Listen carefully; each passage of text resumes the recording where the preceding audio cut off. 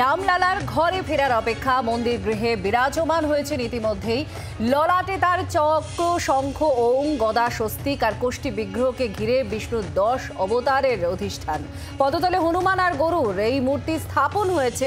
গত বৃহস্পতিবারই শুভ মুহূর্তে গর্ভগৃহে রামলালার বিরাজমান। হোমযজ্ঞ হয়, বেদ মন্ত্রোচ্চারণের মাধ্যমে, পুজো পাঠের মাধ্যমে এই বিগ্রহ স্থাপন করা হয়। 114 কলসির জলে মহাস্নানের পর আজ বিশ্রামের পালা। পরে শঙ্খ নিনাদে রামবরণ হবে, আনা হবে পুরনো বিগ্রহ। মাইসোরের অরুণ যোগীরাজ তাঁর ছেনি আর হাতুড়ি কালো পাথরে প্রাণ পেয়েছে। গণেশ পুজো অধিবাসের পর রীতিনীতি মেনে চলছে নিত্য আরাধনা। এই মুহূর্তে অযোধ্যার ছবি তুলে ধরছেন আমাদের প্রতিনিধি রাজীব চক্রবর্তী, আমাদের সঙ্গে রয়েছেন। রাজীব, কাউন্টডাউন স্টার্ট, আর তার মধ্যেই অযোধ্যায় বিভিন্ন প্রান্ত থেকে নানান ধরনের ছবি তুমি তুলে ধরছো। আর এই মুহূর্তে যেখানে দাঁড়িয়ে রয়েছো সেখানকার ছবি চারপাশটা একটু ঘুরিয়ে দেখানো গেলে ভালো হয়। আর কি প্রস্তুতি আপাতত চোখে পড়ছে কালকের জন্য?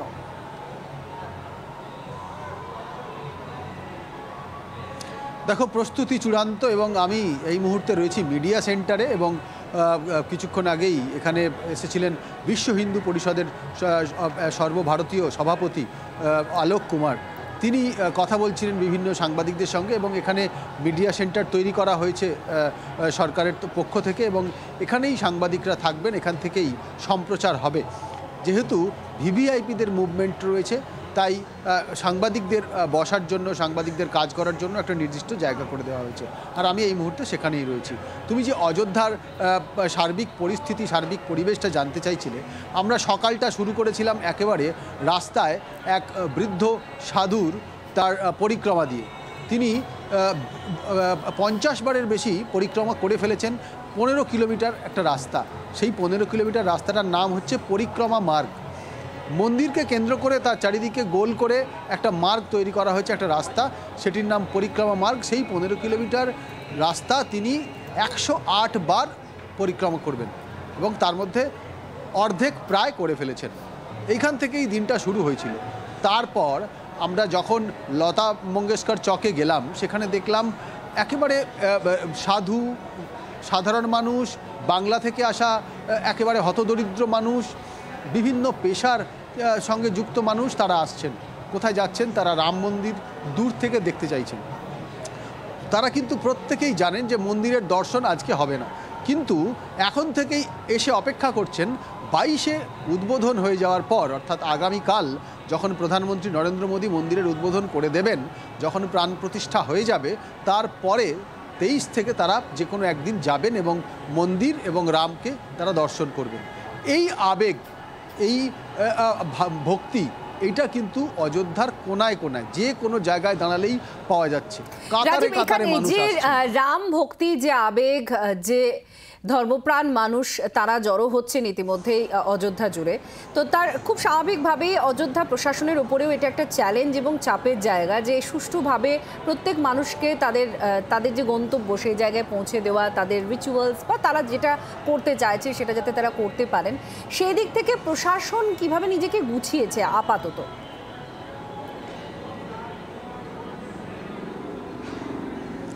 দেখো, যখন আমি তোমার সঙ্গে কথা বলছি তখন আকাশে হেলিকপ্টার উড়ছে, বেশ কিছু ড্রোন ওড়ানো হয়েছে এবং মন্দিরে যাওয়ার পথে পুরোটাকেই সিসিটিভিতে মুড়ে ফেলা হয়েছে। এই হলো কারিগরি যে নিরাপত্তা ব্যবস্থা।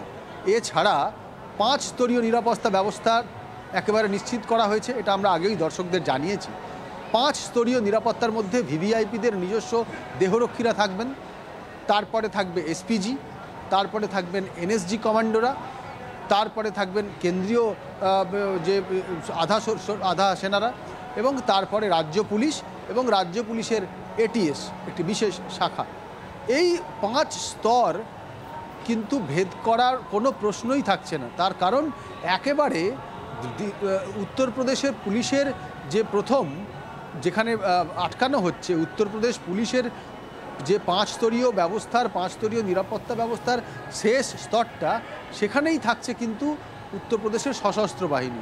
তারপর এক এক ধাপে কিন্তু একেবারে শেষ পর্যন্ত এনএসজি হয়ে, তারপর এসপিজি হয়ে, তারপর দেহরক্ষী। এইভাবেই ভাবা হয়েছে, এইভাবেই পরিকল্পনা করা হয়েছে এবং আমরা সেই নিরাপত্তা ব্যবস্থার ছবিও দর্শকদের দেখিয়েছি। আজকে দেখা যাচ্ছে আজকে সিল করে দেওয়া হয়েছে, অযোধ্যা শহরের চতুর্দিক সিল করে দেওয়া হয়েছে। ভিভিআইপিরা আসবেন হেলিপ্যাডে, যোগী আদিত্যনাথ আসবেন একটু পরে, তিনি আজকে রাত্রে থাকবেন অযোধ্যায় এবং তিনি পর্যালোচনা বৈঠক আবার করবেন এবং ভিভিআইপিরা আসতে শুরু করবেন আগামীকাল সকাল থেকেই।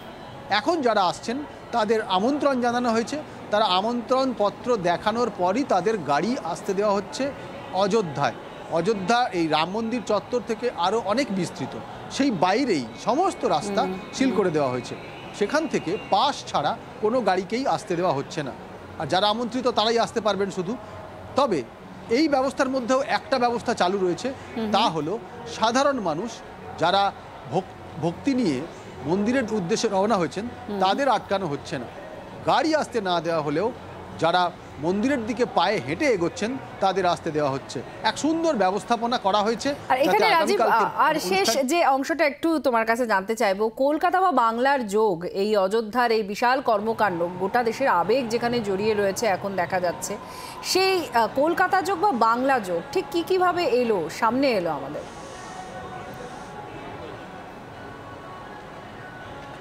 বহুভাবে বাংলার যোগ পাওয়া গেল। অযোধ্যায় রামময়, আর বলা যেতে পারে অযোধ্যা বাংলাময়। তার কারণ বাংলার কি নেই এখানে। আমরা পেয়েছি এক বাঙালিকে, যিনি অযোধ্যার এই যে ফুল দিয়ে সাজানো হচ্ছে সেই ফুলের কাজ করছেন। বলা হচ্ছে 70 টন ফুল আনা হয়েছে, যার মধ্যে বেশিরভাগই গাঁদা ফুল, আর বেশিরভাগটাই এসছে পশ্চিমবঙ্গ থেকে। আমরা পেয়েছি রাম মন্দিরের যেখানে রামায়ণের 100টি খণ্ড তুলে ধরা হবে, অর্থাৎ রামায়ণের যে বিভিন্ন সময়ে বিভিন্ন খণ্ড রয়েছে, বিভিন্ন ঘটনাবলী রয়েছে, তার 100টা খণ্ড তৈরি করা হচ্ছে। সেগুলো কংক্রিটের তৈরি এবং সেই খণ্ড যারা তৈরি করছেন তারা বাঙালি।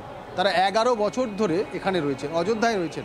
11 বছর ধরে তারা তৈরি করছেন। তাদের অশোক সিংহল নিয়ে এসেছিলেন, আরও 3 বছর তারা থাকবেন। তার কারণ 100টি খণ্ডের অর্ধেক তৈরি হয়েছে। সেই 100টি রামায়ণের খণ্ড কী কাজে লাগবে? 100টি খণ্ড রামায়ণের খণ্ড, বিভিন্ন ঘটনা, রামায়ণের বিভিন্ন প্রসঙ্গ তুলে ধরা হবে। এই যে পরিক্রমা রোডের কথা বললাম, অর্থাৎ মন্দির যাওয়ার জন্য যে রাস্তা, সেই রাস্তার দুধারে কিন্তু এগুলো থাকবে। বোঝাই যাচ্ছে পরিকল্পনা বিশাল, এবং সেই পরিকল্পনায় বাঙালিদের অবদান অত্যন্ত বেশি। এবং এই বাঙালিদের আমি এখানে আজকে সকাল থেকে যাদের সাথে কথা বলেছি, অনেক বাঙালি এসেছেন যারা বাসে, ট্রেনে, একেবারে দক্ষিণ 24 পরগনার কাকদ্বীপ এলাকা থেকে ছোট বাচ্চাদের নিয়ে, দাদু ঠাকুমা তারা তাদের নাতি নাতনিদের নিয়ে এসেছেন। তারা ট্রেনে রিজার্ভেশন নেই, কিন্তু অযোধ্যায় পৌঁছে গিয়েছেন।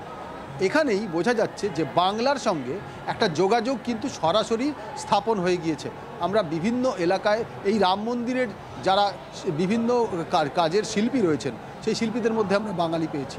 অর্থাৎ বাংলার যোগ অত্যন্ত স্পষ্ট।